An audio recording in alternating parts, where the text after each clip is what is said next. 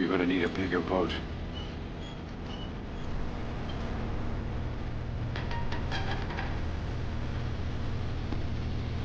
All of its mysterious majesty, it has managed to harbour some of the most insanely terrifying tales of isolation and abandonment in human history, which, when you realise the fact that the ocean covers over 70% of our planet, it isn't exactly difficult to see why. They say that the sea is a fierce and fickle mistress, and from a sailor's cautionary tale to a sombre shanty, the warning signs are the only thing that we can truly know for certain. Kicking off at number 5, the Kaz II, which perhaps is one of the most terrifying modern instances of the term ghost ship and one of the most profoundly tragic unsolved mysteries of the deep blue sea. The Kaz II, which was publicly dubbed the Ghost Yacht, was a 9.8 metre catamaran which was found drifting listlessly 88 nautical miles off the northeastern coast of Australia on the 20th of April 2007. The 3 men aboard, who were all residents of Perth in Western Australia, were all incredibly experienced sailors. They were 56-year-old Derek Batten and brothers Peter Tunstall and James Tunstall, who were 69 and 63 respectively. Their whereabouts still remains a mystery to this day, and the fate of these 3 men perhaps may never be known. What made it even stranger is that when the Kaz II was eventually found by the Coast Guard, there were no signs of distress, no signs of boat damage, or even a struggle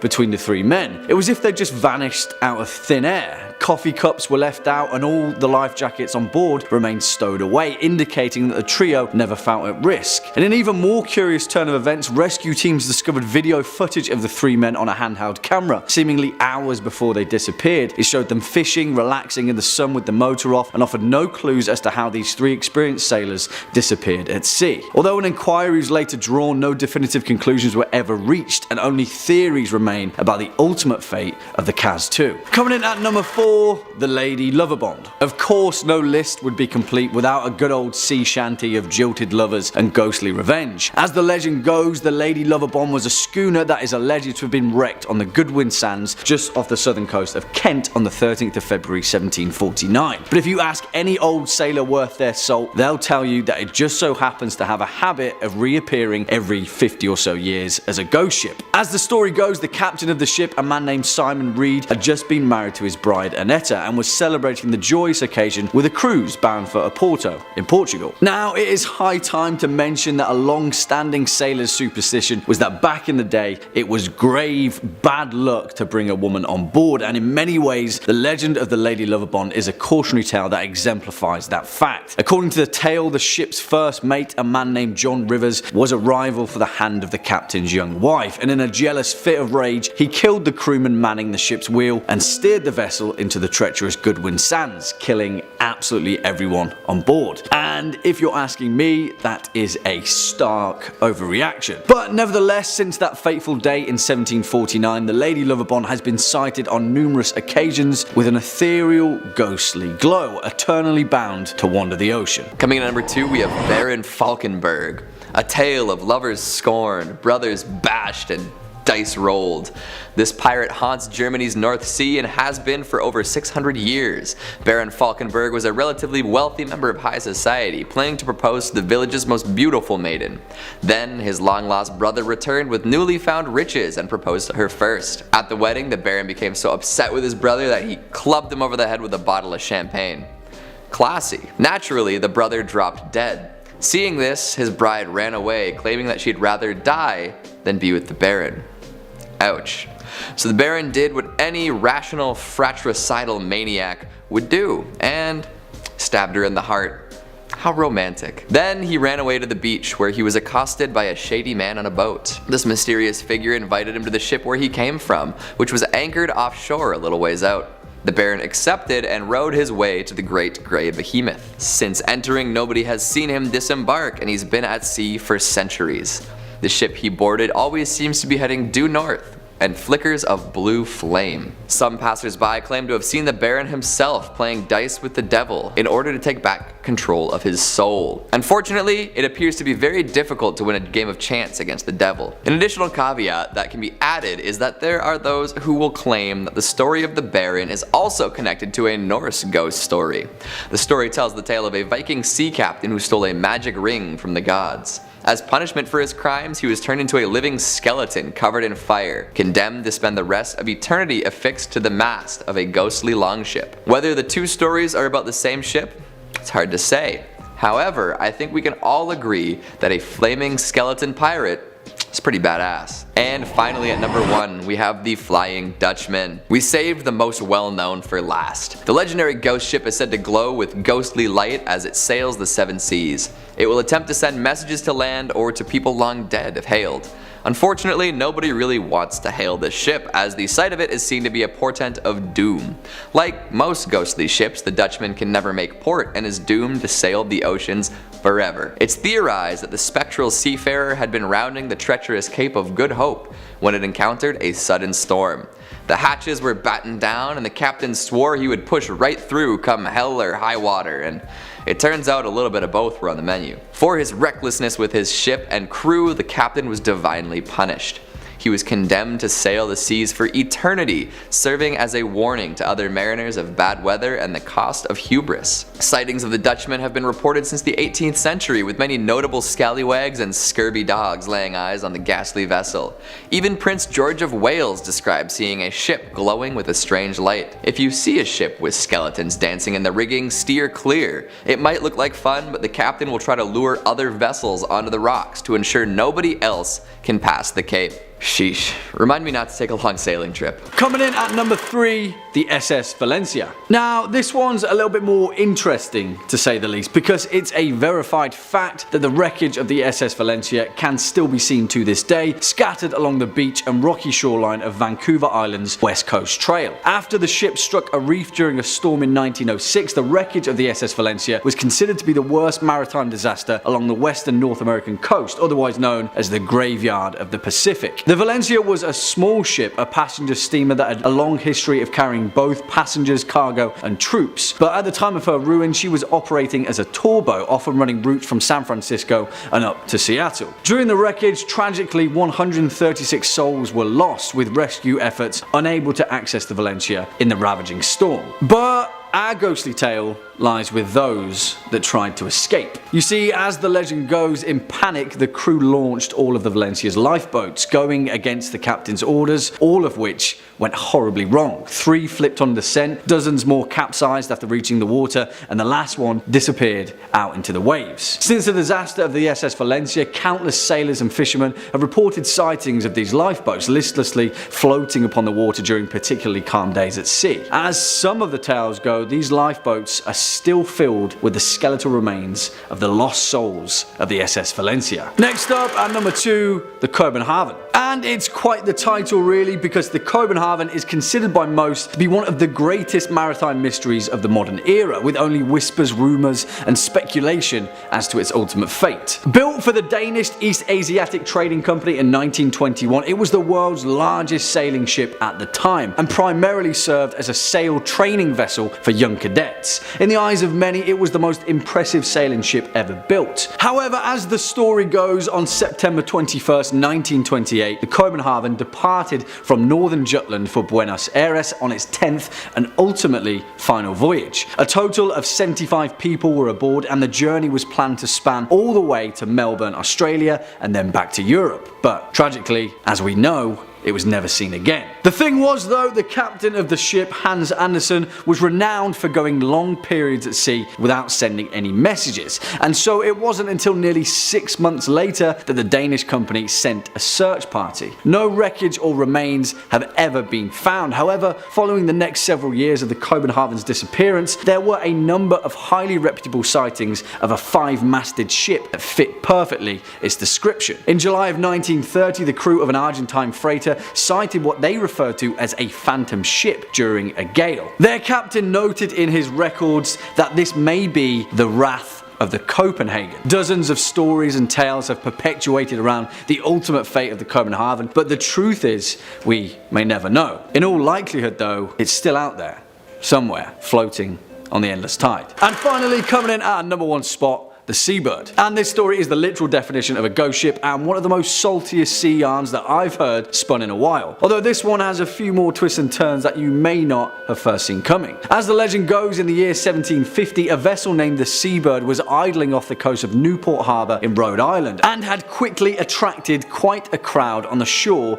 due to its elaborate craftsmanship. Soon enough though, the crowd of onlookers noticed that there was something strange about the Seabird. There was no one manning the ship, not a soul in sight. As the legend goes, several moments later, the ship, as if by a supernatural wind, perfectly sailed itself through the rough breakers of the beach, gently landing on the nearby Easton's beach. There, a few brave souls boarded the vessel, only to find the Seabird completely deserted, save for a boiling kettle on the stove, and strangely enough, breakfast already prepared at the table. Now, some accounts state that a group of fishermen had passed the Seabird a few hours before and had even spoken to the captain themselves. Where had the crew gone? What had happened in the few hours that had passed since their last sighting? The truth of it is that no one may ever know, and such is the nature of ghostly tales from the sea. But, well, this is where things get a little stranger still, and take this final caveat with a pinch of sea salt. But as the legend goes, decades later, an old sailor reported to a New England journalist his deepest, darkest secret. In a fit of rage, he had murdered his entire crew just before making port, throwing their bodies into the ocean. And the name of that ship? Well, the Seabird, of course. Starting us off at number 5, we have Yellow Jack. We're gonna set sail on a weird one to start us off. If you're a flag enthusiast, you might see the ending of this one coming from a mile away, but we'll get there in a minute. So the legend of Yellow Jack starts upon a spice and gold filled ship preparing to leave the Indies and head back home. The crew was accounted for, the cargo was secure, the captain was feeling nice. Then, at the last second, a mysterious figure asked if they had room for one more. Feeling pretty good about their haul, they welcomed this extra pair of helping hands on board. Wrong move. Turns out this was a disreputable lad known as Yellow Jack, with a reputation so abhorrent that the ship was forbidden to enter any port she called upon. For ages the crew sailed from port to port hoping that someone would let them dock, but it never happened. They were forced to endlessly cruise the seas, running lower and lower on supplies. Patience too. Eventually the crew went mad and committed mutiny before they all murdered each other. Some say the ship is still sailing, the ghosts of these sea-locked sailors manning the helm. Someday they may find a port that will take them and they will finally be able to rest. In the meantime, they will sail the seas, infecting other ships with the same madness that Yellow Jack caused. Now this is a spooky, ghostly story in its own right, but it could also be a reference to a different ship killer at the time. Disease. The Yellow Jack is a flag flown by ships infected with plague, cholera, and other nasty, fast-spreading diseases. So Yellow Jack itself could be a metaphor for disease, and ports weren't letting them in because of quarantine procedures. Absolutely fascinating, and it would also make a killer movie. A pirate quarantine body horror. Think The Thing meets Wreck meets Pirates of the Caribbean. Oh damn. Coming in at number 4, we have the Caleuche, a Chilean ship sailing around an island known for its terrible storms. Shining white sides, 3 masts with 5 sails, blood red. The ship sails independent of any human input. Sure, there's a ghost crew, but the Caleuche is known for being sentient. The ship has a mind of its own. It'll glide along the water at incredible speeds and is able to submerge and continue navigating underwater, similar to the famous Flying Dutchman. When it passes, folks say you can hear the crew cackling for a brief moment.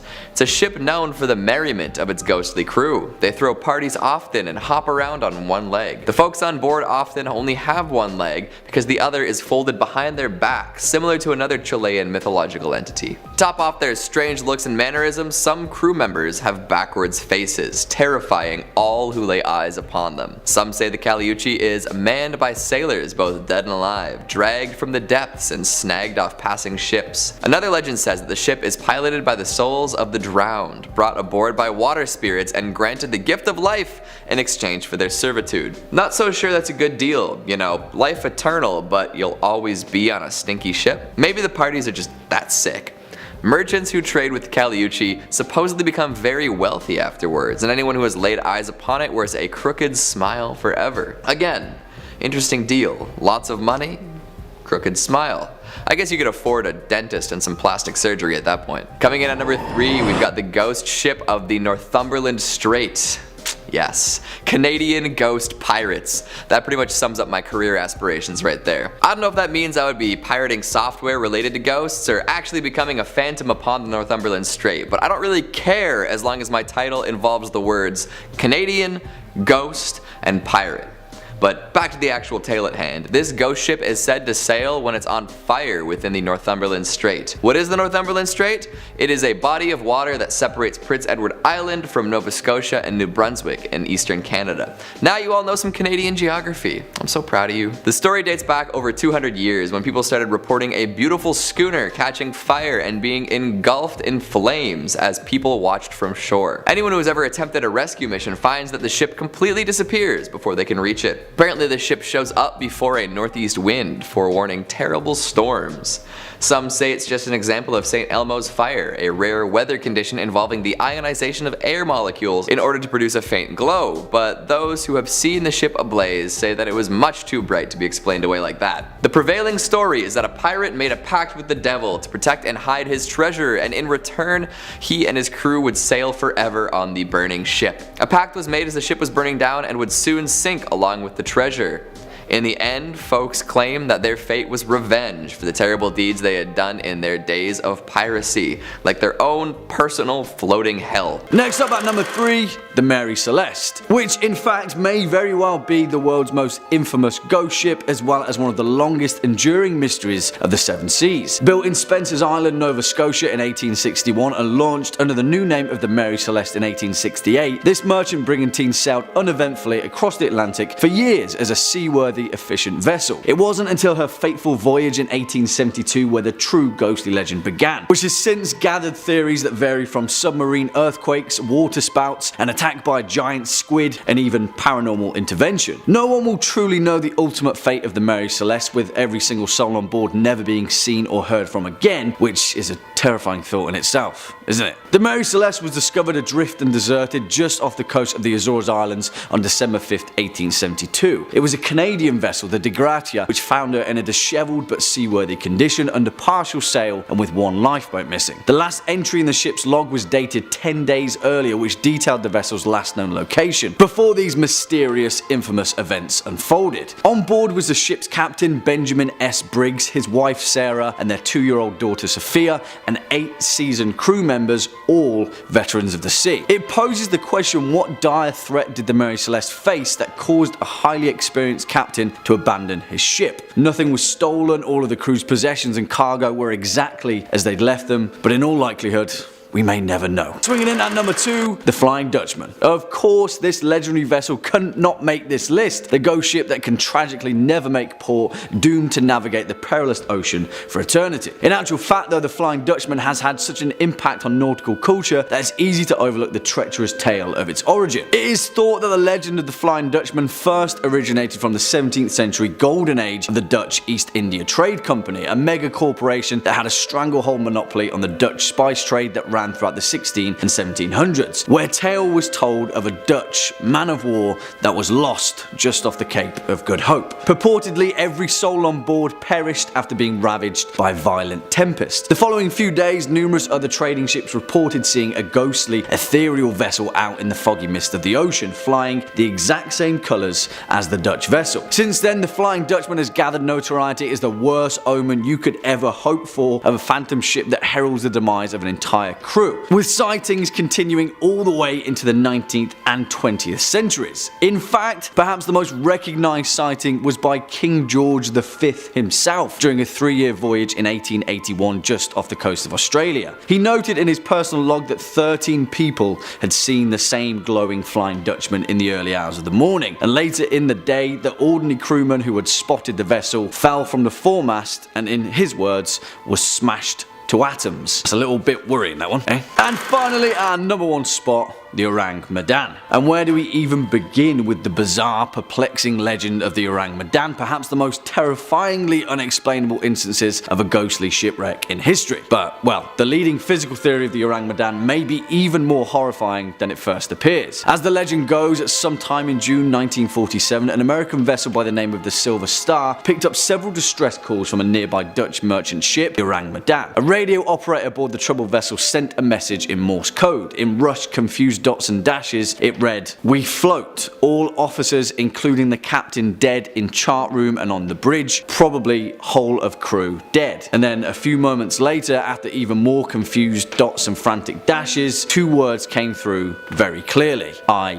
die." Then silence. Nothing more was heard of them. But well, when the Silver Star eventually located and boarded the apparently undamaged and otherwise seaworthy Ourang Medan, what they found absolutely horrified them. Every single person aboard was found dead, sprawled on their backs, frozen in fear with their mouths gaping open and their eyes staring straight ahead. There were no survivors, but even more terrifying, apparently no signs of injury or foul play. Just as the Silver Star crew was preparing to tow the ship to a nearby port, a fire broke out in the Ourang Medan, which shortly exploded before finally sinking into the depths. Since this horrifying incident, theories have ranged from the vessel carrying a highly dangerous chemical nerve agent to an entanglement with the CIA after the result of a secret experiment to an unprovoked alien assault. But if you haven't already sensed a theme with this particular list, it seems that we may never know. Kicking off at number 5, the SS Baychimo. Now, although many tales of ghost ships and their legend are mired in murky mystery and spotty historical records, this one is perhaps one of the most well-documented cases of a ghost ship in nautical history. Built in Sweden in the year 1914, the SS Baychimo was used as a trading vessel for routes between Hamburg and Sweden in and throughout the First World War. After the war though, it was shipped over to Canada, where it was employed by the Hudson's Bay Company, carrying cargo throughout the Arctic region. There, on October 1st, 1931, during a routine voyage, a devastating storm blew in and the Baychimo was trapped in pack ice just off the coast of Alaska. The crew quickly abandoned ship, traveling over the ice to the nearest town of Barrow, Alaska,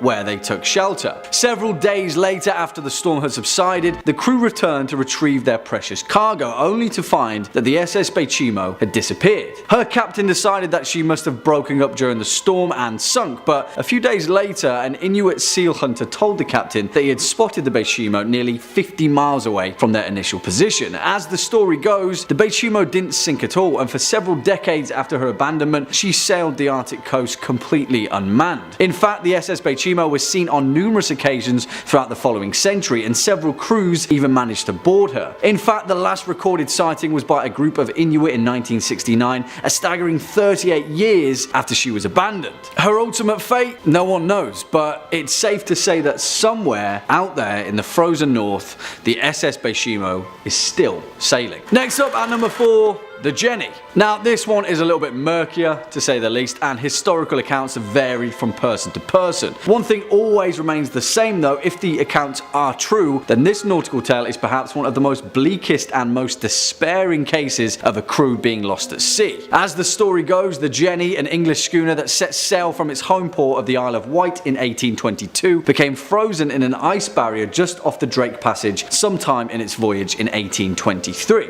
Nearly a decade later, in 1840, the stark remains of the ship had been dislodged by the ice, only to be discovered by a nearby whaling ship. As some accounts tell, when the crew first saw the ship, they saw 7 figures standing to attention on the main deck, and so thought that the vessel was manned. As they got closer though, they discovered the grim truth. The 7 figures standing to attention were in fact frozen in place, turned to ice by the Arctic cold. Things only got worse from there though, and as the crew of the whaling ship explored the vessel, they found more and more bodies frozen in time deeper below the deck. As some reports go, as the crew came to the captain's cabin, they found him frozen in place with a pen in his hand. The final note written in his log read, May 4th, 1823. No food for 71 days. I am the only one left alive. Yeah, spooky stuff. In at number 2, we have the Gulf of Mexico's Cursed Shipwreck. An estimated 4,000 shipwrecks litter the seabed across the stretch of water, and the Gulf of Mexico is one of the wealthiest locations for maritime archaeology in the world. In February 2001,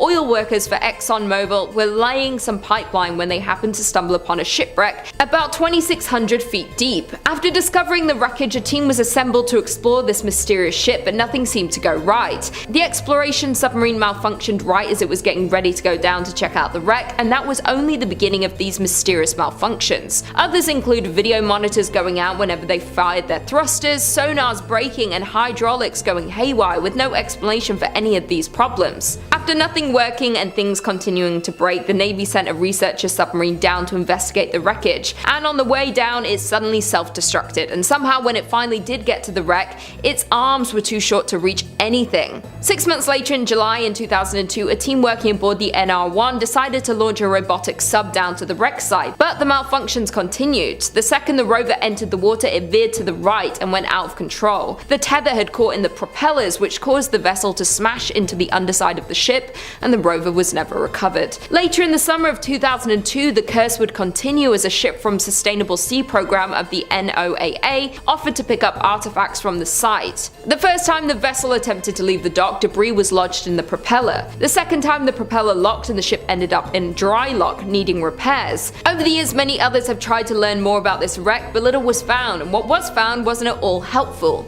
To this day, nothing has been able to get too close to the shipwreck to investigate and explore the phenomenon, and very little is known about this mysterious ship. Many believe the lives lost in the wreck continue to haunt the ship and will keep anyone and everything out of it at all costs. And finally, in at number 1, we have the unmapped ocean floor. This is truly one of the biggest mysteries, and humans' curiosity about the Earth's floor is centuries old. Much remains to be learned about the ocean, especially exploring the mystery of the deep sea. From mapping and describing the physical, biological, geological, chemical, and archaeological aspects of the ocean and understanding their dynamics. For centuries, scholars believed the deep sea to be a lifeless place. Until the late 19th century, we've discovered there is a diversity of life and creatures living down there. Many researchers and divers had tried to dive and take submarines down to explore more of this unknown place, but it's very hard due to the extremely cold temperatures, the darkness, and the literally bone-shattering pressure that's more than 1,000 times that at sea level. In 2019, a retired naval officer, Victor Vescovo, set a new record as one of the deepest dives to date, reaching almost 36,000 feet down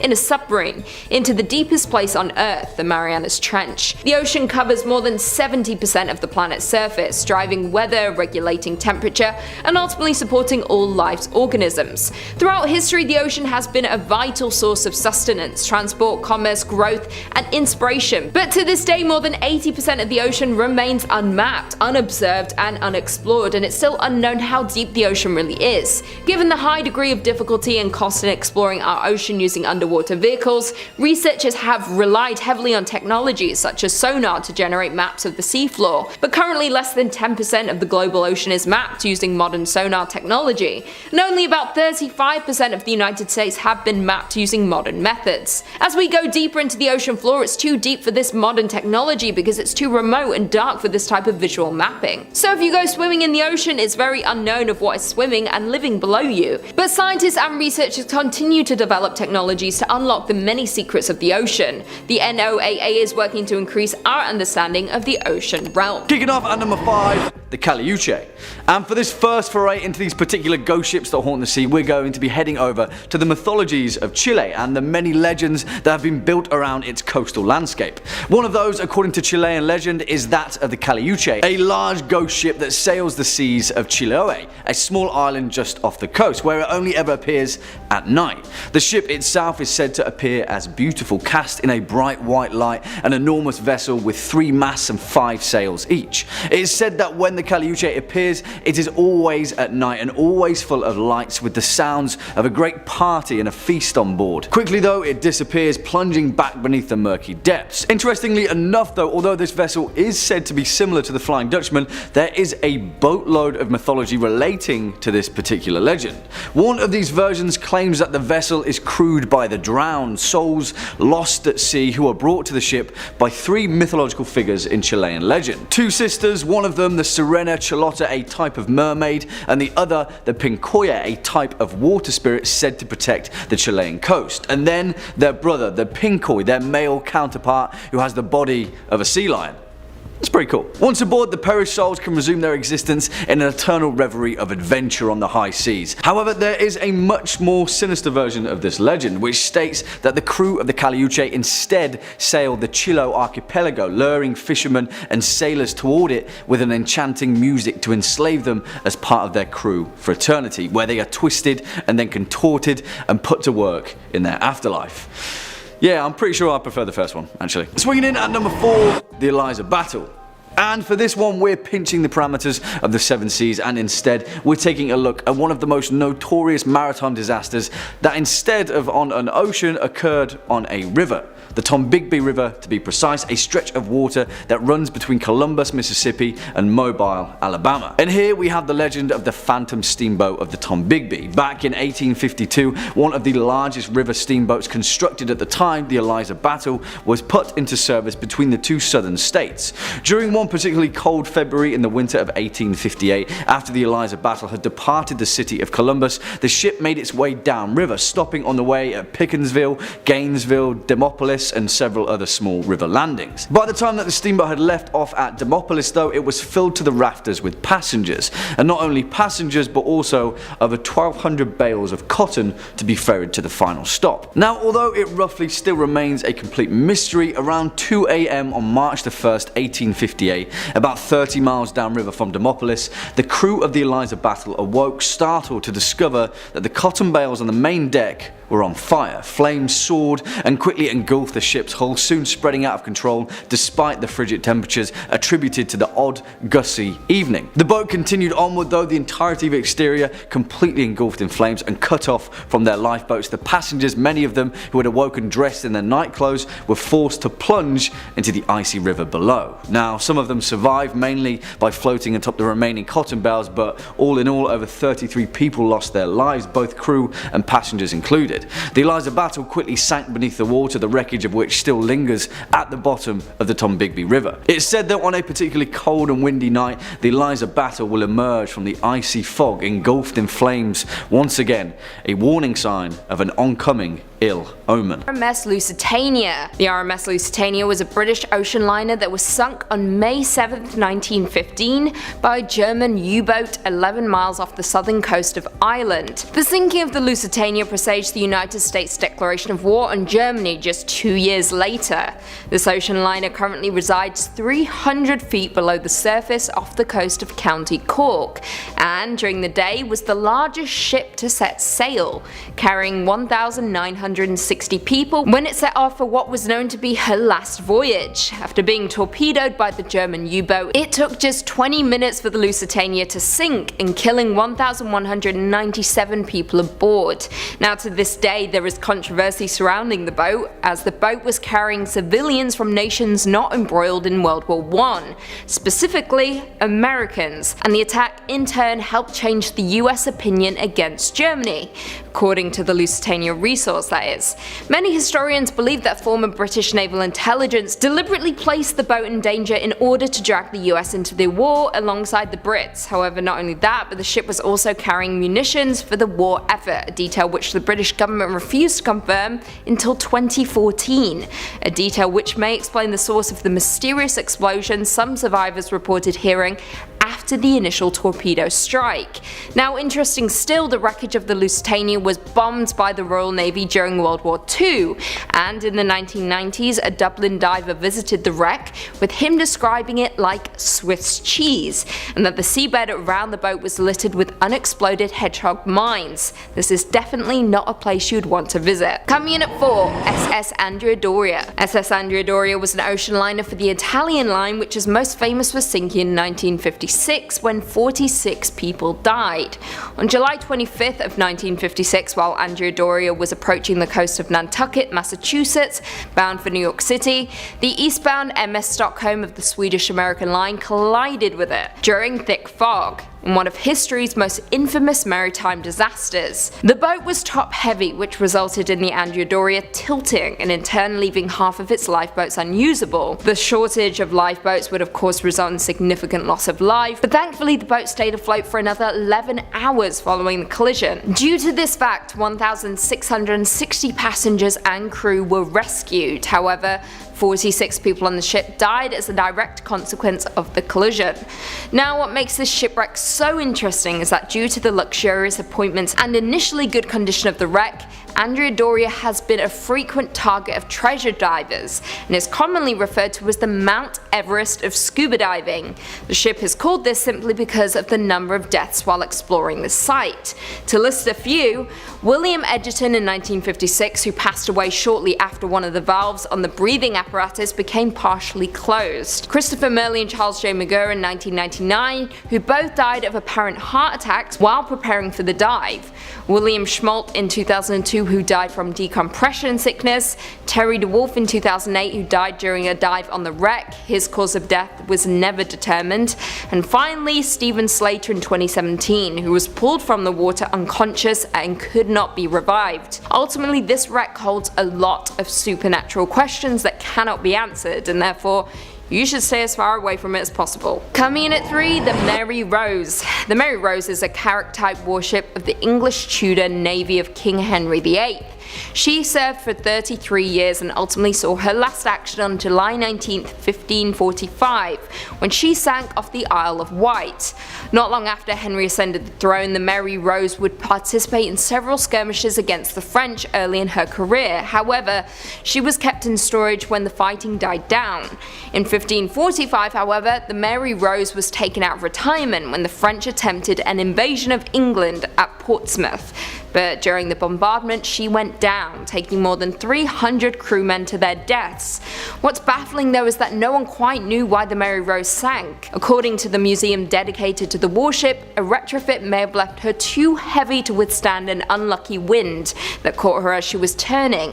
She may have been overloaded, or perhaps a French cannonball hit her hull, swamping her. The boat was raised from the seabed in 1982, however, this still didn't answer the questions as to what exactly happened to the Mary Rose. Coming in at number 5, we have the narwhal tusk. If any of you have ever seen the movie Elf, then you're familiar with the cute narwhal in the beginning of the movie, and that movie really brought narwhals to the public's attention and making this sea creature more popular than ever before, but so much about this creature is a mystery. In 1577, the English explorer Martin Frobisher led an expedition of 150 men to the northern Canada in search of gold, but they had come across something they had never intended, and that was the sea unicorn. The myth of the unicorn goes back centuries, and the business of unicorn horn trade was sustained through the Middle Ages and Renaissance by Vikings who killed the so-called sea unicorns, cut off their horns and sold them for an astronomical price. As European naturalists became more familiar with the world's animal, the myth of the unicorn faded, but mystery of the sea unicorn continued. Frobisher's discovery was actually what we know today as the narwhal, but the horn itself continues to be speculated by many. But the horn is apparently not a horn at all, but is a tooth. The relatives of narwhals include species like the beluga whales, orcas and dolphins, but the mystery remains of how did this massive freakish tooth evolve in this one specific species after its ancestors branched off from whales with ordinary teeth. Many scientists and researchers debate about what this tooth is used for, and some suggest it's an acoustic probe, a rudder, an ice picker, or a spear for battling predators. These creatures don't make it easy for researchers to see them use their tusk for anything at all, so it makes many people continue to question it. Many have come up with many different theories about this so-called horn and what they use it for and why they have it. It has created a huge debate between researchers and scientists to this day, but no definite answer has come out to this day. In at number 4, we have the submarine disappearances in 1968. This is one giant mysterious situation, which is the disappearance of 4 submarines from 4 different countries in 1968. The USS Scorpion, a Soviet submarine K-129, a French submarine Minerve, and the INS Dakar went inexplicably missing over just a 5-month period, and the last 2 disappearing only 4 days apart. The exact causes of these sinkings remain unknown and remain a mystery over 50 years later. The INS Dakar was scheduled to arrive in Israel on January 29, 1968. When it didn't return, searchers went out to find it, but after a while there was no sign of the missing submarine. So the search ended on February 4th, and the 69-man crew was officially declared dead in 1981. The cause of the sinking was never determined, and theories say that either a mechanical or human error caused a catastrophic accident, or that the submarine snorkel was damaged after hitting another ship, causing it to flood. The Minerve was on the training operation in the Mediterranean on January 27, 1968, and when they were on their way home, the men were caught in a bad storm. When it was 30 miles away from the port, the Minerve made contact with the men on land and said it would port in about an hour, but an hour came and went, and the submarine had never returned. A frantic search was conducted with 20 vessels and aircrafts trying to locate the Minerve, but it was eventually called off on February 2nd when they found nothing. The K-129 with a crew of 98 descended on March 8, 1968, and almost 2 weeks into patrol on the North Pacific, the K-129 failed to send a scheduled radio message. The Soviets soon began a frantic search, and after 2 months of no sign of the submarine, they gave up their search. The cause of the ship sinking remains unknown and will likely never be known. Almost 3 months after the K-129, the USS Scorpion, a nuclear-powered attack submarine with a crew of 99 men, went missing in the Atlantic while on its way back from a patrol in the Mediterranean. It was sent out on February 15, 1968, and toward the end of its patrol, it radioed that it was expected to return on May 27th. But as you can guess, the USS Scorpion would never return. Like the others, many searched for the lost ship, but on June 5th, the Scorpion and its crew were declared presumed lost. Over the years, there have been multiple searches for these submarines, but only parts have been recovered, and it's considered one of the biggest mysteries that happened in the sea. No one knows why so many went missing in such a short amount of time, how exactly they went missing for so long, and what exactly made these vessels disappear.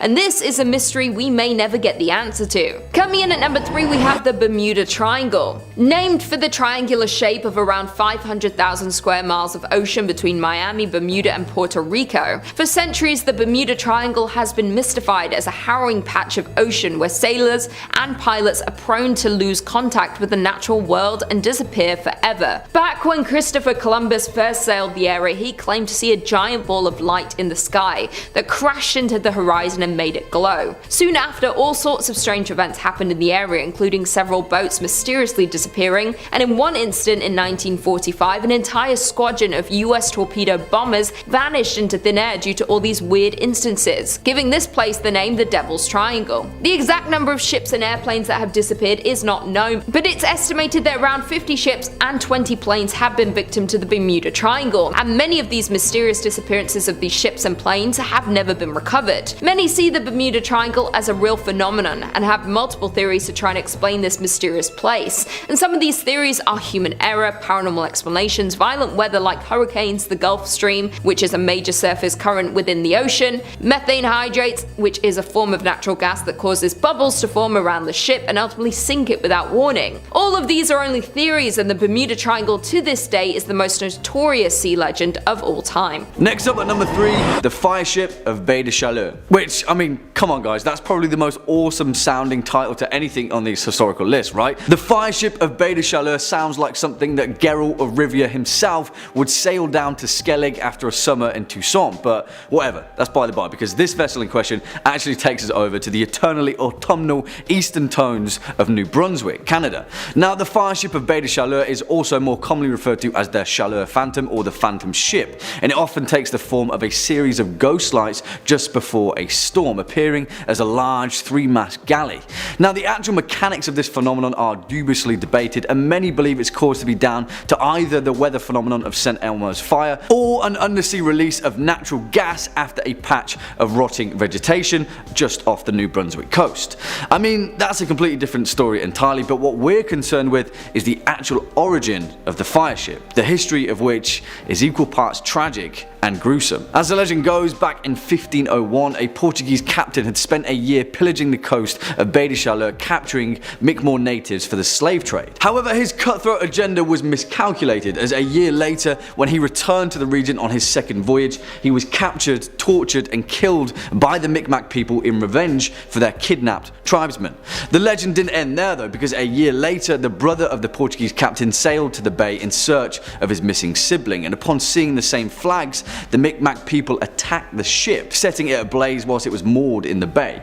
Cut off, burning, and with certain death facing them, the sailors swore to haunt the bay for 1,000 years as their blazing fire ship sank into the Bay of Chaleur. Now, whilst later both Mi'kmaq and Portuguese casualties washed up on the shores of the island, the bay itself is said to be haunted by those that perished, often appearing as distraught sailors and warriors, their flesh burned by the fire ship. Swinging in at number 2, the Princess Augusta. And on the topic of ghostly phenomenon, this particular apparition is perhaps one of the most well documented ghost ships of the 18th century, although the actual history behind it is shrouded in intrigue.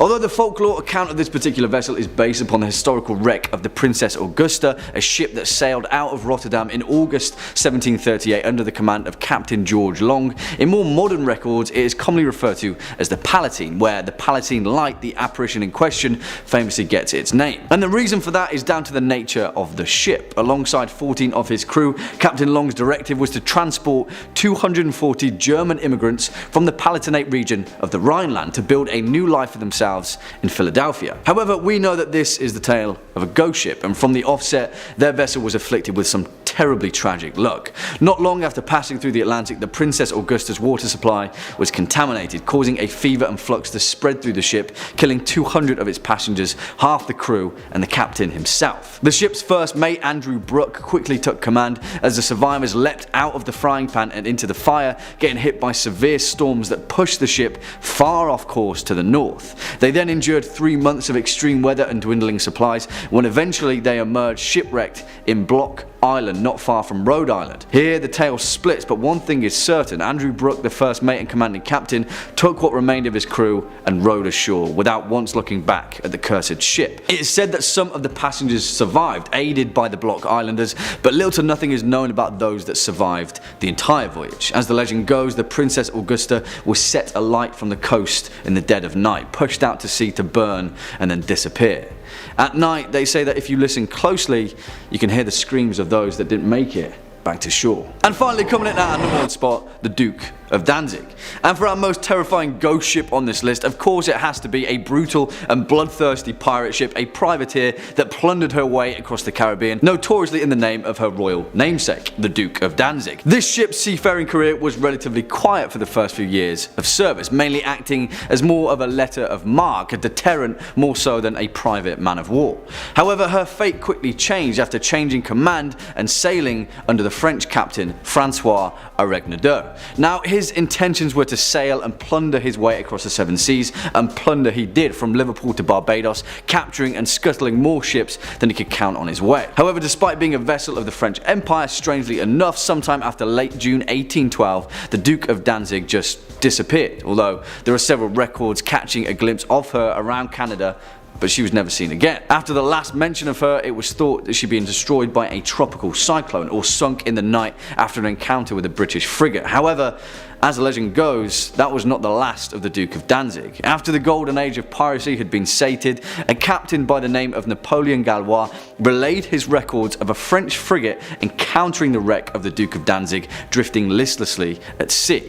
As his crew witnessed, the ship itself was covered from helm to hull in dried blood, and in staggered rows were the putrefying corpses of her crew, many of which were brutally crucified to the masts or the deck. Strangely enough, there were no signs that she had been in recent battle. In fact, despite the blood, she was pristine, no shot holes, and her sails and rigging intact. After searching the ship, Gallois' crew found a stack of blood-stained papers identifying the captain as the same Francois Ourang Medan. And then, as they left, the crew of the frigate set the brig ablaze, forever to be buried at sea, along with her mystery. Coming in at number 5, we've got the Mary Celeste. Don't be tricked by the lovely name, this ship is no fair maiden. Maybe it was named for one, but that's got nothing to do with their ghostly tale. This tale is a tragic one indeed, and one that seems ridiculously risky by today's standards. A captain decided he wanted to make the trip from New York to Italy aboard his ship, the Mary Celeste. Had he decided to bring a super experienced crew and a bunch of cargo, that would be one thing, but this nautical journey was no such business trip.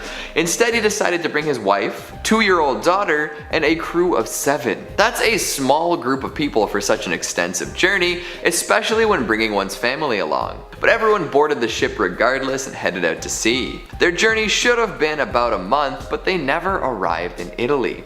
Instead, another ship known as the Dei Gracia came across the Mary Celeste, floating aimlessly in the sea. Assuming the worst, the crew of this new ship went to see if anyone was still aboard, but they were never able to help anyone as the ship turned out to be empty. But it wasn't totally gutted though. There was still plenty of supplies in the larder, and the ship itself was still in pretty good shape. Sure, there was a bunch of water on the deck, but it wasn't like it was gonna sink anytime soon. Stranger still, the lifeboat was gone with no indication as to why or where it was heading. So there the Mary Celeste was, without a captain, crew, or family, drifting in the Atlantic. It became one of the most famous ghost ships of its era too, as Sir Arthur Conan Doyle drew inspiration from it, and used this inspiration to write his short story, J. Habakkuk Jeffson's Statement. This tale was a launching board for many theories, from pirates to mutiny to cold-blooded murder. The thing is, nobody knows for sure what actually happened. The captain, his crew, and his family were never heard from again. Now, there are some more realistic theories that have come forth about the inexperienced captain not knowing the full extent of damage to his ship and ordering everyone maybe prematurely onto a lifeboat at the first sight of land. Even so, that likely ended in tragedy as well, as the lifeboat never made it to shore, or so we think. And with all those supplies still on board and the ship not going down anytime soon, it feels a bit like an ironic tragedy now, doesn't it? Coming in at number 4, we've got the Kobenhavn. 5 masts, and none of them prevented the ship from going ghost. You'd think it would be easier to spot that way, but hey, unlike our last ghostly tale, this ship was jam-packed with capable sailors. Well, partly anyway. The Kobenhavn was known as a training ship, which would often take a fair number of cadets. They would learn how to best run the ship so that their subsequent journeys might go a little smoother. One would assume that a training ship wouldn't be subject to overly harsh conditions, just like how any training is supposed to lower the risk of failure during a real-life scenario. Unfortunately, this was not the case. 60 sailors marched aboard this well-fitted ship, and once they departed, they were never seen again. The ship had all anyone would need to succeed, including plenty of lifeboats, an auxiliary engine, and a wireless communication system. So what went wrong? Nobody really knows. It left the Rio de la Plata on December 14th, heading to Australia. On the 21st, the crew was in touch with another ship and all seemed to be well. After that though, they went totally silent. Some think they ran into an iceberg, others claim that it could have been something more sinister. Either way, darkness and fog definitely played into the equation. For years, the Kobenhavn was missing in action with nothing to show for it. However, some sailors did claim to see a phantom ship with 5 masts sailing the seas. Now, the ghost crew hasn't attempted to communicate with anybody yet, nor has anybody been able to get close enough to confirm what they've seen. But you'd better believe those cadets are seasoned sailors by now. Back in 2012, a wreck was discovered that many believe to be the Kobenhavn. However, this still goes unconfirmed. Coming in at number 3, we've got the tale of the Jenny. Now, the tales I've told up until this point have been mysterious indeed. The fates of the folks on board are up in the air and may never be fully explained. The story of the Jenny is just as mysterious, especially because it's been contested by a few folks, but the fate of the crew, if you believe the story, is more cut and dry, or should I say, frozen and wet. In this unsubstantiated story of oceanic horror, the crew of a ship named Hope came across what appeared to be a ship in pretty good shape. From a distance, there appeared to be crew members working on the deck. This struck the crew of the Hope as a little strange, as the Jenny had been missing for many years. When they got closer, it all started making sense though. The men they had seen atop the ship were indeed still there, but not alive. Each one was frozen solid, met with a frigid end. Yikes. Things got worse when the captain of the Hope decided to check out the inside of the ship, where he found more frozen corpses. The Jenny's captain was discovered frozen to a chair with a journal nearby. The final entry in his log read, "No food for 71 days. I am the only one left alive." That one sentence carries all sorts of latent horror, with images of more than 2 months without food in a horrible frozen environment. One has to wonder if any crewmates became food for the survivors, and what life must have been like as Hope faded by the day. Coming in at 2, the USS Cyclops. The USS Cyclops was the second of 4 Proteus-class colliers built for the United States Navy several years before World War I. The ship was named for the Cyclops, a primordial race of giants from Greek mythology. She was the second US naval vessel to bear the name. Now, what was ultimately disturbing about the boat was its loss of 306 crew and passengers without a trace within the area known as the Bermuda Triangle sometime after March 4th, 1918, making this the single largest loss of life in US naval history, not directly involving combat. Now this took place during wartime, making people believe that she was captured or sunk by a German raider or submarine. Now according to the Naval Historical Foundation, the ship was carrying manganese ore from Brazil to Baltimore when she took a detour to Barbados. The rumors have it that she was overloaded by both her cargo and coal she picked up on that stop. Not only that, but one of her engines was non-functional thanks to a cracked cylinder. All in all, these factors may have contributed to the ship's ultimate demise, however no one quite knows for sure. The ship's loss was what ultimately fueled the fear of the Bermuda Triangle, a region of the Atlantic that is said to be the site of many mysterious maritime disappearances. So if you want to visit the USS Cyclops, you would have to visit the Bermuda Triangle. And would you dare do that? You shouldn't, because you'd die. And finally, number 1, the HMS Terror.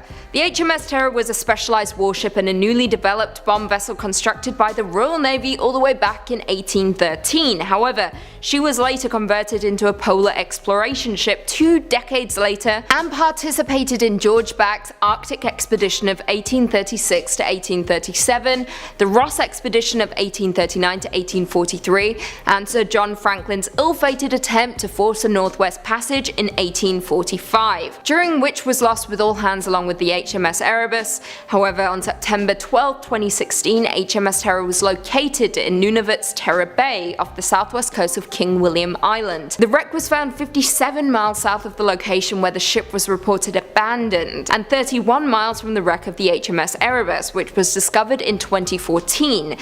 For more than 170 years, the Terror was a mystery which loomed large over the Arctic prior to its discovery. Now, the initial expedition launched in 1845. However, it was in 1846 that the Terror and Erebus became stuck in the ice. Franklin died in 1847, according to a note later discovered stashed on King William Island, and the ships were ultimately abandoned in April 1848. The 106 men were never heard from again, nor was the Terror, until 2016 as previously mentioned. As it stands, researchers are hoping to unravel more about the mystery of where the expedition ultimately went wrong and what exactly happened to the crew. For those who like a spook and a conspiracy theory, AMC made a show called The Terror, which follows the ill-fated expedition. However, there's a twist.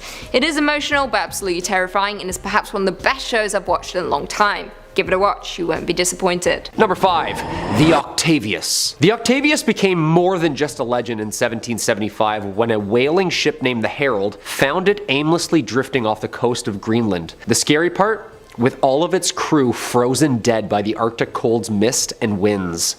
To add to the spookiness, the ship's captain was even found sitting at his desk with a logbook in front of him, finishing a log entry from 1762. The Octavius was a legendary 18th century ghost ship. According to the story, the 3-masted schooner was found west of Greenland, boarded as a derelict. The 5-man boarding party found the entire crew of 28 below deck, completely frozen solid, and almost perfectly preserved. The captain's body was supposedly slouched over the table in his cabin, pen in hand, with the captain's log in front of him. In his cabin there were also the bodies of a woman and a boy covered with a blanket, and a sailor with a tinderbox in his hand trying to stay warm. The boarding party took only the captain's log before leaving the vessel, trying not to touch the remains or evidence of what possibly could have been the reason for the lost ship at sea. The last entry from the logbook was November 11th, 1762, which meant that the ship had been lost in the Arctic for 13 years.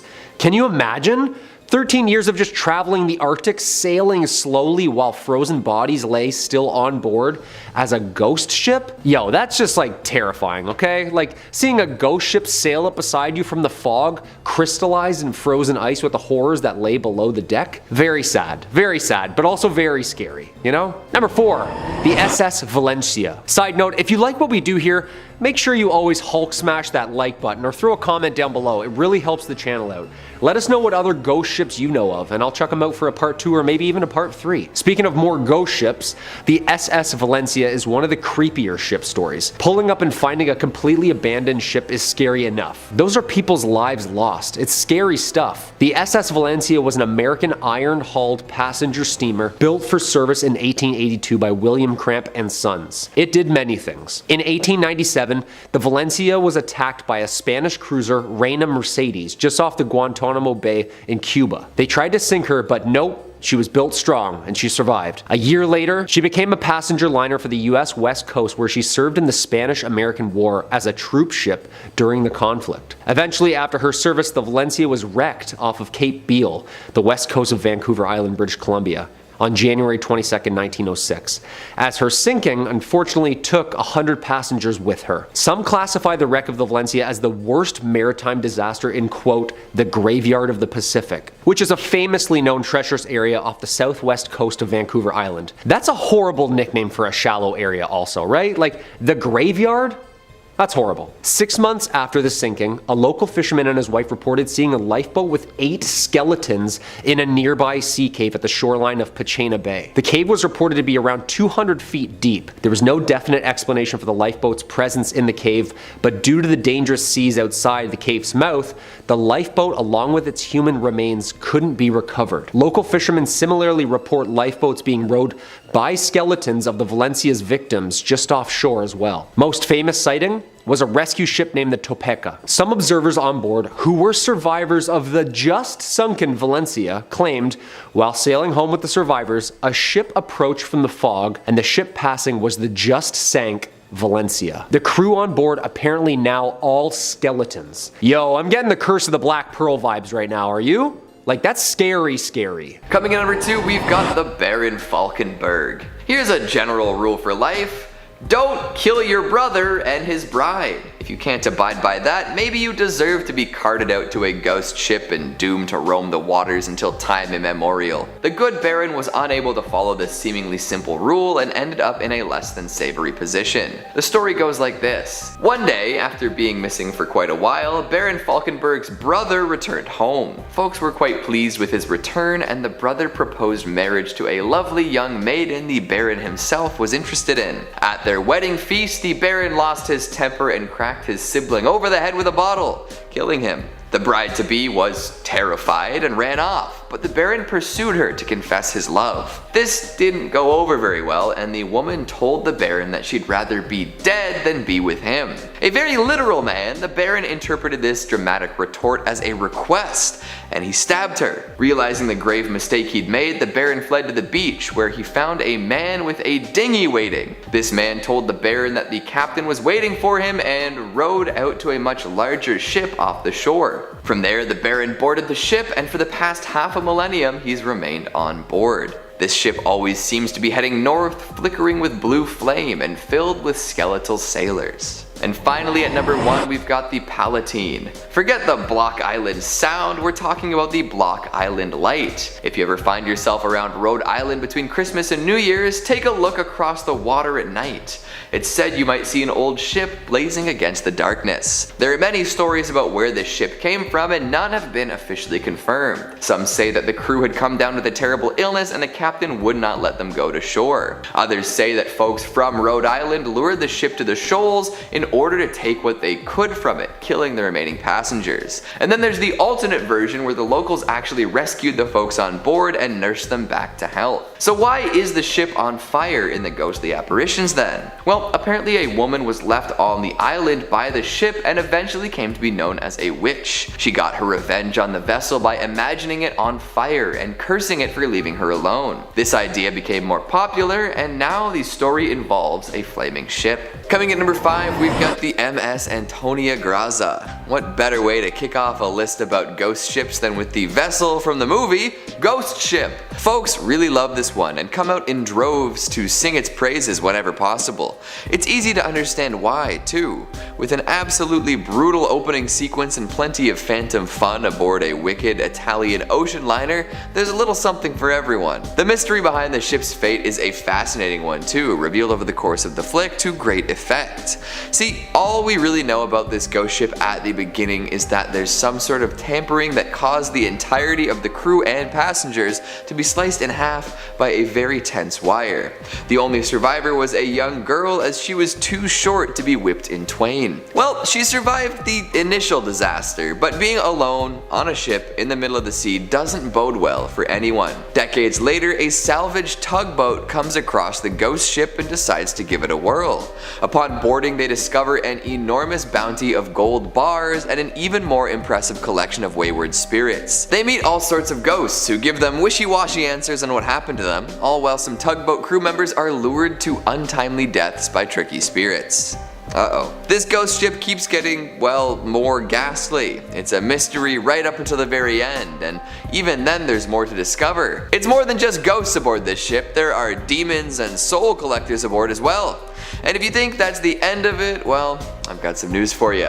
It's not. If you want ghosts, mysteries, and ships, this is the movie for you, and even if just one of those boxes is something you want ticked, I promise it'll work quite well. So good luck, and watch out for the ferryman. Seriously, that dude's bad news. Coming in number 4, we've got the HMS Arabus and Terror. Now, this one's fun because it kind of crosses the line between history and fiction. If you're big into horror TV or horror novels, you've probably heard of this tale already, as it was adapted first into a book and then a popular series. Both known as the Terror, they take a look at the events surrounding a pair of particularly interesting ghost ships, the HMS Arabus and the HMS Terror. These did indeed set sail way back in 1845 on a mission led by Captain Sir John Franklin.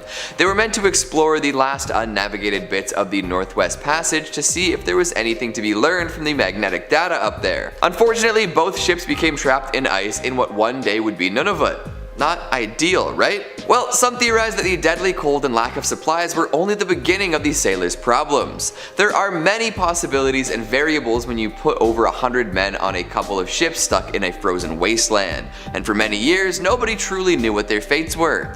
After being icebound for more than a year, the ships were abandoned. It's said that Franklin and many others had already died by that point. With that knowledge, the rest of the crew, including Francis Crozier and James Fitzjames, went out in search of land. They were never heard from again. More than a century and a half later, both wrecks were discovered and they're both regularly explored and studied. But what happened when the ships were stuck? Why did the crews wait so long before striking out for land? Were there really no other options? In The Terror, a terrifying monster is introduced to keep the plot tense and exciting. Could such a creature really have appeared? Elements like madness and cannibalism are also introduced in the fictional retelling of this wreck, which seems like they could have played a part in the real-life tragedy. Still, the tales from the ships are just as chilling now as they've ever been, and the fates of all those who abandoned the ships at the end are still a mystery. Did they freeze and fall beneath the surface? Were they discovered by Arctic predators? Maybe they were taken in by nearby tribes, never to return to their previous lives. Someday we may find out the truth, but for now, it's all conjecture. Coming in number 3, we've got the Wind Waker's ghost ship. Now we're back to some total fiction. In the most seafaring of the Legend of Zelda games, of course there's going to be a mysterious ghost ship to discover. Many folks looking back on their gaming experience recall this encounter with trepidation. It was freaky to find a ghastly vessel in what seemed to be a relatively cheerful game, especially when you couldn't actually interact with the ship without a specific chart. It would coast around the ocean, moving from place to place based on the position of the moon. Sailing at night became more of a thrill once you knew a ghost ship could cross your path. Worse yet, if you did have the appropriate chart and made it on board, you'd be greeted with plenty of skulls and a few enemies, which tells the tale of a very unfortunate crew if you ask me. Thankfully, there is treasure to be found on this ship, and once you open it, the entire ship will disappear, with a really creepy laugh to boot.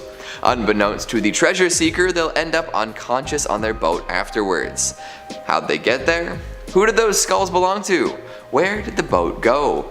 All good questions, but not all of them have good answers. Ask around and you'll just hear tales of terror. Apparently the person who put the ghost ship chart together died shortly afterwards, so you can't even ask for more details. Oh well, that's life. Or afterlife. Number 2. Lady Lovibond. A ghostly story of lust, love, jealousy, and rage. The dark history of this haunted love boat. In 1748, the day before Valentine's Day, it was set to sail as a celebration of the ship's captain's wedding. On February 13th, 1748, the ship contained by the newly married Simon Peel was carrying his new wife Annetta and their wedding guests from London to Oporto, Portugal. Unknown to the captain, his first mate Rivers was also in love with Annetta, and in a fit of insane jealousy, seized the helm after murdering the helmsman and deliberately steered the ship towards the Goodwin Sands, where it ran aground, cracking the ship in half and unfortunately drowning everybody on board. And there, the story might have ended, had it not been witnessed for all the claims to have seen the ghostly ship appear every 50 years. Some of them even passing close enough to hear the sounds of celebration. Apparently on the 13th of February, the Edenbridge spots Lady Lovibond's ship exactly 50 years later. It was reported seen by ship captain James Westlake, and according to his testimony, he almost collided with the ship before he could finally turn the steering wheel to avoid the collision. Dude, close call, just shows up out of nowhere? Like, what? He also recorded in his logbook the ship was headed straight for the Goodwin Sands. Other sightings have been reported at 50-year intervals, except for 1984, when the ship failed to materialize. 1798, 1848, 1898, and 1948 witnessed this ship's sightseeings. Even some boats sent out rescuers, assuming that it was in distress or lost at sea, but later it could never be found. Yo, a tale as old as time, huh? Jealousy, that'll do it. Yeah, always does. And number 1, the Flying Dutchman. In all maritime folklore, this ghost ship has left quite an impact like no other. It's the ghost ship, the oldest one in the book. Well, maybe not the oldest, but definitely the most prolific and well known. The Pirates of the Caribbean, the Dead Man's Chest is literally the story of this. The legend, Vanderdecken, the captain, is on his way towards the East Indies with the confidence and determination. He tried to steer his ship through the horrid weather conditions of the Cape of the Good Hope, but failed miserably. Even after, of course, vowing to drift until his own demise, you see, he apparently signed a little deal with you-know-who. He swore that he would succeed through the perils of waves even if he had to sail until his judgment day. The devil apparently heard his oath and took him up on it, and now the Dutchman is condemned to stay at sea forever. Legend says that since then, they have been cursed to sail the oceans for eternity. To this day, hundreds of fishermen and sailors from the deep sea have claimed to have even witnessed the Flying Dutchman, continuing its never-ending voyage across never-ending waters. The most famous sightings, I would say, is that of Prince George V of Wales. He was on a 3-year voyage in 1880 with his older brother Prince Albert of Wales and their tutor. The prince's log records say the following for the pre-dawn hours of July 11, 1881 near Australia. Quote, 4 a.m. The Flying Dutchman crossed our bows. A strange red light as a phantom ship glow, which lights the masts, spars, and sails of a brig 200 yards distant as she came up on the port bow, but on arriving there was no vestige or nor any sign whatever of a material ship. Seen right away to the horizon, 13 persons altogether saw her. That's a prince writing, so yeah, that's pretty good source material, I'd say. This is horrific. Imagine a ghost ship faded by red light pulling up towards your ship in the middle of the night, then just cruises on by. Yeah, that'd be the end of me, for sure. The Mary Celeste. Our first entry on the list of ghost ships today is the story of the Mary Celeste, a ghost ship where the crew abandoned it for a reason no one knows. In 1872, the captain, one Benjamin Briggs, cast off out of New York's docks to travel to Italy. On board were the captain, his wife, their young daughter, and a small crew of 8 seasoned sailors coming with them. The voyage seemed like a success until it was found by another ship, the Delgradia. The crew of the Delgradia approached the Celeste since it was barreling forward at full speed and full sail without anybody manning the crew. So the Delgradia boarded it to investigate and found more questions than they had before, as there was barely a sign of life. If they hadn't found it freely floating, they would have assumed the ship had just been built. There was a little bit of water in the hold and a lifeboat was missing, but other than that, the ship was fully intact. The hull undamaged, the hold replete with food and water and other supplies. So what happened? Why would the captain and the crew abandon a perfectly serviceable, well-stocked ship, especially one that was carrying his own family? Now, there have been theories over the course of the years. Piracy is a fairly common suggestion, suggesting they were attacked, but if the ship had been raided, why did they leave all the food and water behind and leave the ship freely floating? It's not like a pirate to leave anything valuable behind, anything at all. The ship was still on course to their destination, and the logbook found on board stated that the Mary Celeste was on the right path, so what happened there? They were going the right way. It's worth mentioning that before this strange occurrence, the Mary Celeste already had a checkered history. It was originally known as the Amazon before Jeff Bezos sued. No, It was the Amazon, but it was given a new name after a series of mishaps led crews to believe it was a cursed ship. The first captain died of an extreme sickness, and on one of the first voyages, the Amazon crashed into another ship. So it was renamed the Mary Celeste, hoping perhaps that a new name and a coat of paint could salvage its reputation.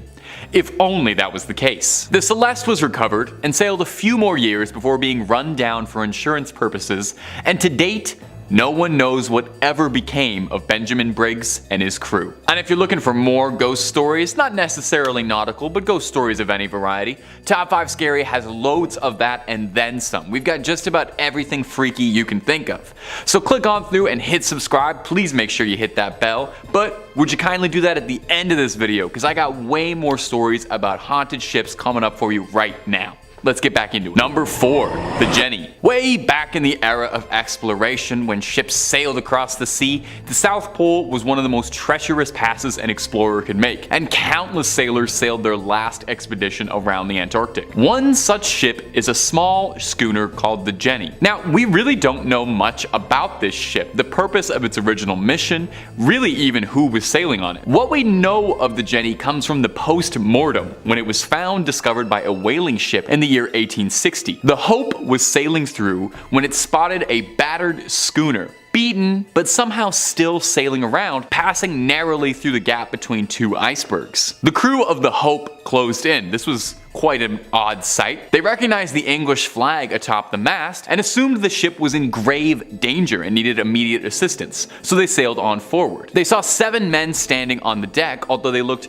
gravely underdressed for the weather conditions and not particularly active at all. These guys were sort of just chilling out up there. It wasn't until the Hope sailed close enough that they realized the men they were looking at on the Jenny weren't just sluggish, but they were frozen remains. Frozen in place, as if they'd been frozen flash solid, as if it happened in an instant. They appeared to be in mostly good condition. I know that sounds incredibly bizarre to say that about a corpse, but they weren't showing signs of decomposition or any physical injuries. The Hope's captain, Captain Brighton, boarded the Jenny to try and understand what was going on here. He went underneath the decks and found a man slumped over a barrel with a journal in his hands. Brighton went up to touch him, but realized immediately, like everyone else, he had been frozen in place. So he pried the journal from his cold, dead hands and read the last chilling entry. Chilling. I didn't even mean to say that. That was a little pun. That's what my comedy degree paid for. May 4th, 1823. No food for 71 days. I am the last one alive.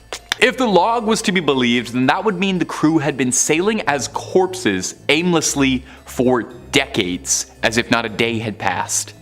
Captain Brighton took the journal home with him to return one day.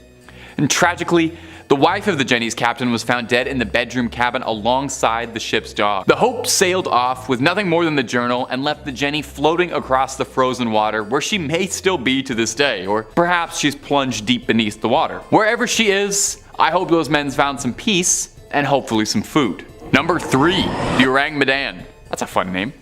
In the 1940s, there was a widespread story about a ship named the SS Ourang Medan that had exploded near Indonesia, and its entire crew was found dead under mysterious circumstances. That's a pretty good ghost story.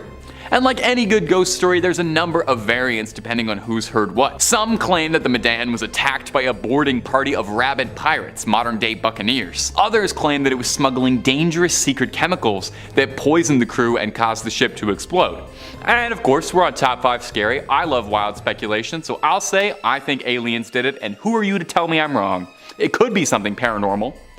Interestingly, despite this story being so widespread and repeated, there doesn't actually appear to be many records of this ship. So did it really exist? Or was the whole thing just a ghost story altogether? It's believed that the ship was passing through the Strait of Malacca during the 1940s, and one of its first references was that of a passing ship that was said to have picked up a radio signal coming from the Medan, reading out the very creepy message of, "We float. All officers, including the captain, dead in the chart room and on the bridge. Probably whole of crew dead. I die." That's something out of a Stephen King book, man. The vessel was an American ship called the Silver Star, and it went out to investigate probably the scariest message you could ever get at sea. What they found, they couldn't have prepared themselves for.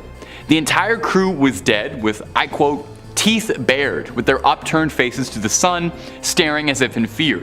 The ship's dog had died too. But most bizarre was that none of these bodies showed any signs of a physical struggle. Some believe the ship had been carrying toxic materials and poisoned the crew, and that seems possible, but honestly, given off of what I just read, that sounds way more like it's supernatural. I think demons were involved. If you've ever seen the movie Event Horizon, this seems a lot like it was an Event Horizon situation. Number 2, the Young Teaser. So they called me in high school.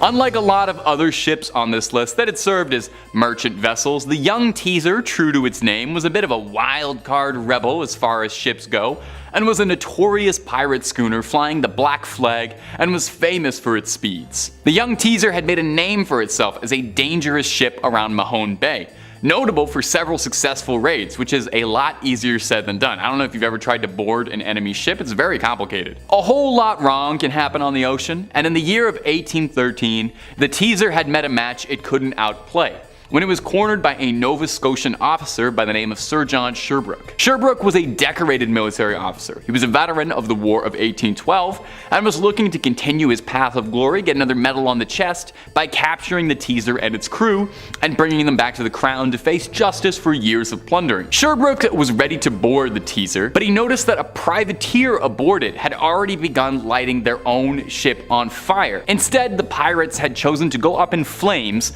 rather than face the noose back in England. Now, a pirate choosing death before capture isn't the most wild story. I'd wager a lot more pirates did that than Jack Sparrow would have you believe, but it's how the Teaser's legacy carries on that gives it a spot on this list.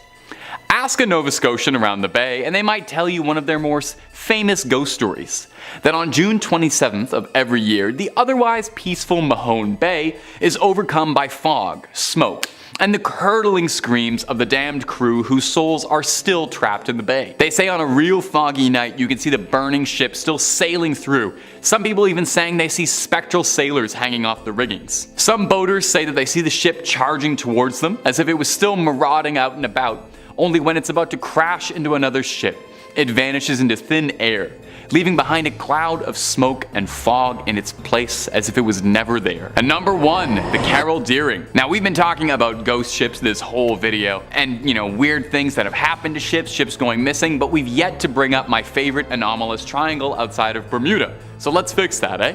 Let's talk about the ghost ship, the Carol A. Deering. It was 1929, and the Deering was returning home from the Hamptons to Barbados, passing a Cape Lookout lightship. A man on the lightship called out to the Deering because he thought the crew looked aimless. They told him that the Carol Deering had lost its anchors, which, I don't know if you know a lot about ships, that's a bad thing for a ship to lose. The Carol Deering kept making its way forward. I guess the lightship didn't have any anchors to lend out or anything, where it was spotted again a few days later by a ship called the SS Lake Elon, with its captain reporting that the behavior of the Carol Deering was very odd. He described it as steering a peculiar course. And that would be the last time anyone saw the crew of the Carol Deering alive. 2 days later, the Carol Deering was discovered by the Coast Guard washed up on a nearby shore. The ship was missing its lifeboats and the decks were flooded. A rescue crew went in to investigate and were baffled by what they found. The ship had been picked clean. It was missing all its documents, all important equipment, belongings. It was stripped to the walls. The lifeboats and anchors were all gone, and there wasn't a single sign of life in the ship, with the exception of one oddity. A beautiful feast laid out for the entire crew that had been untouched. Not a nibble taken out of it. No one knows what became of the crew of the Deering. There's always been theories. Some people think maybe they mutinied against their captain and fled. Some people think they were taken by the mystery of the Bermuda Triangle. Was their ship stolen? Or maybe they all just went home. We might never know. In 4th place, we have the Patriot. Aaron Burr, the 3rd Vice President of the United States, is most famous for killing former Treasury Secretary Alexander Hamilton in a duel. Yeah, make all the Hamilton jokes in the comments. I will admit, I had the "pardon me, are you Aaron Burr, sir?" pop into my head when I was first reading about this particular wreck. But I'm not here to talk about the plot of the musical, but instead, the daughter. So Theodosia disappeared at sea at the age of 29, along with the rest of the passengers and crew on a schooner called the Patriot. The Patriot was traveling from Charleston, North Carolina to New York City in December of 1812 with Theodosia Burr aboard on a journey to visit her father. The last sighting of the ship was on January 2nd of 1813, when a storm blew in and the ship was never heard from again. Aaron believed for the rest of his life that the ship sank and that his daughter was dead, but wild rumors flew about the ship's fate. Some said that the ship had not gone down in bad weather, but had been captured by pirates, and the crew and passengers were taken prisoner or, killed. For years there were rumors that Theodosia had survived or washed ashore dead, or that her killers had confessed. Perhaps one of the spookiest occurrences was the 1869 discovery of a painting of a well-heeled young woman in the home of a North Carolina woman whose family looted ships for a living. It had been found aboard on an abandoned vessel that had drifted ashore at Nag's Head on the Outer Banks, that's what she told the doctor who treated her. Theodosia Burr was said to have been bringing a very similar portrait to New York as a gift for her father. So let me know y'all's theories in the comments. In third place, we have the MV Salem Express. The story of this French passenger ferry is sometimes referred to as the most tragic shipwreck in the Red Sea. In December of 1991, the ship was about an hour away from the Safaga port when it crashed into a reef on the Egyptian coast. The ferry started sinking within a matter of minutes, taking the lives of approximately 500 people. The disaster actually sparked controversy over the number of lost lives, with officials reporting that there were 690 people on board and only 180 were saved. Today, the Salem Express is a popular diving destination because of its surprisingly well-preserved state. Divers can still see the remains of luggage, including toys, clothes, and automobiles. Some have also reported hearing the sounds of children laughing and car engines revving. Sure, because diving isn't scary enough with all the health risks. Gotta add some malevolent ghosties along with it. In second place, we have the Andrea Doria. So the Andrea Doria was an Italian ocean liner that currently sits off of the coast of Massachusetts. Before it collided with the Stockholm, which tore into the Andrea Doria's hull, causing it to slowly tilt on its side before sinking, 11 hours later, the ocean liner was considered virtually unsinkable. See, I'm making a face because if I had a nickel for every time a ship that was called unsinkable sunk, I'd have 2 nickels. Which isn't a lot, but it's weird that it happened twice. Also, I'm just not big on tempting fate. The ship had been outfitted with the latest navigational equipment, including 2 sets of radar, and was designed with 11 watertight compartments. Now, the compartments were constructed so that the boat would remain afloat if any 2 were breached, and so that, she would never take on a list of more than 15 degrees. As an extra safety precaution, her lifeboats could still be launched if the list reached 20 degrees. Fun fact about the Andrea Doria was that it was the first liner to possess 3 outdoor swimming pools, 1 each for first, cabin, and tourist class. Now, the wreck only took 46 lives when it happened, but 16 people have since died exploring the wreck. What's left is in a remote spot at the edge of the continental shelf in about 240 feet of water, and most personal effects like money are still aboard. This makes the wreck very attractive for divers, but the ship's twisting passageways have become a fatal maze for some, while others have succumbed to failed equipment or decompression sickness, which happens when divers ascend too quickly and dissolved gases bubble out of the red fluid under the reduced pressure. And that's why, while I love the idea of learning how to scuba dive one day, you'll never find me actually doing it. A little too risky for my liking. Despite having less name recognition than the Titanic, the Italian wreck is now considered by many to be the Mount Everest of underwater exploration. Some folks simply kneel on the historic hull, while others rummage through the wreck in search of mementos, such as, China from the well-appointed cruise liner to take home and frame. And hey, every once in a while, someone gets lucky. In 2010, 2 divers from New Jersey unearthed the 75-pound bell that once adorned the Doria's deck. Apparently, it only takes, 4 minutes to reach the wreck from the surface. Once divers reach the wreck, though, things can get much more complicated. The more time divers spend breathing the specially tailored mix of gases required to survive at such depths, the longer they'll have to spend making their way painstakingly back to the surface. A typical Doria dive includes only 15 or 16 minutes exploring the wreck before divers must leave. And during those few minutes, divers affix strobe lights to the mooring line to help find their way back. Some hook lines of their own, wound into reels on their equipment, onto the wreck near the mooring line so they can find their way back when their time in the wreck runs out. Some of those who have died got tangled or lost in the wreck. Others have panicked, spit out their mouthpieces, and drowned.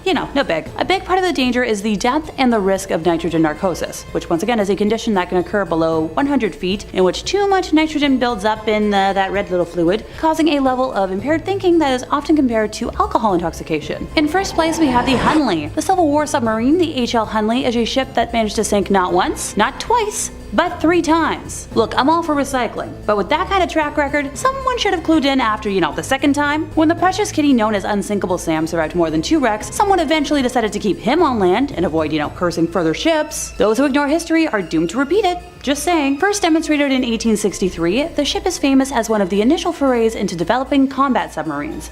She carried Confederate Navy men to Charleston Harbor, attempting to break a Union blockade that was limiting the city. On the very first mission, the Hunley sank at the dock when either the wake of a ship swamped it or tangled lines dragged it underwater, and caused the passing of, 5 men on board. The sub was recovered and launched again a few months later. Some idiot on board left a valve open and it sank, killing the entire 8-man crew.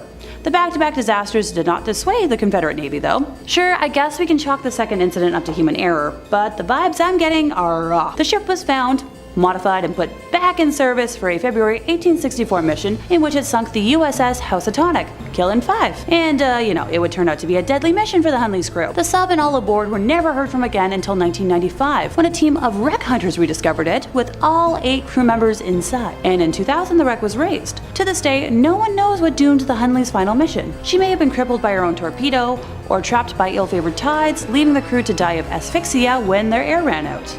They may have been clipped by a Union rescue ship that never even noticed the collision, or perhaps someone managed a lucky shot that disabled the sub's captain and sent water pouring into the vessel. I guess we'll never know. Coming in number 2, we've got the SS Edmund Fitzgerald. How does that old tune go again? A favorite of dads and policy majors everywhere. Well, we're not here to discuss Gordon Lightfoot, although it is a quality segue into this topic. We're here to talk about the largest ship to ever sink on one of the Great Lakes. This monolithic masterwork full of ore was famous for playing music all the time, which would entertain those along the shores when it passed through. However, it did meet a grim fate, and the story is still quite well known today. During a pretty routine trip, a hefty storm brewed. The captain was aware of this and sent some messages relaying the issues, but never a distress signal. However, that might have been helpful, as during the voyage that ship sank and all 29 crew members perished. To this day, no bodies have been recovered. Nobody knows exactly what happened to the Edmund Fitzgerald. After years of examination and theorizing, many potential factors could have come into play. Some say that it may have been swamped, others claim it could have suffered structural failure or even been shoaled. Regardless of the actual problem, no reports from the ship itself materialized, so it's possible we'll never know. And finally, at number 1, we've got the Flying Dutchman. Anyone else have their first experience with this ghostly tale through SpongeBob SquarePants? Only 90s kids remember, am I right? I'm gonna have to retire in shame after that one. Ignoring my tacky pop culture worship, let's talk about the actual ship, not the green tinted underwater ghost. For ages, mariners, sailors, and other water-minded folk have told tales of the vessel that can never make port. Doomed to sail the seas forever, this craft is a portent of doom. If you see this glowing aberration while on an aquatic journey of your own, bad luck is sure to find you. The origins of the ship are hotly contested, ranging from vengeful pirate tales resulting in a cursed ship, to a captain selling his soul for safe passage after ignoring warnings of danger. But one can be certain that the deck is loaded with the souls of criminals and ne'er-do-wells. If you hear cries of "ah, ooh, ah," or spot a ghastly green light while sailing the 7 seas, good luck.